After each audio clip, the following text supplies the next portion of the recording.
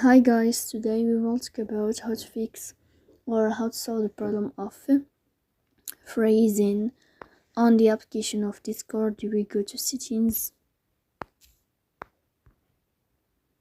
Here we go to apps, default apps, app settings. On above we will search about Discord app and you can click here. Then in this page of app info, you will click on first stop and you will click OK. After that you will enter to the window of storage.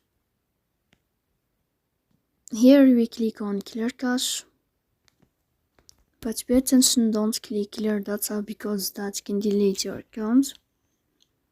In the end you can turn off your phone and you can restart your phone again, so please don't forget to support us by like and subscribe. See you next time and thank you for your watching.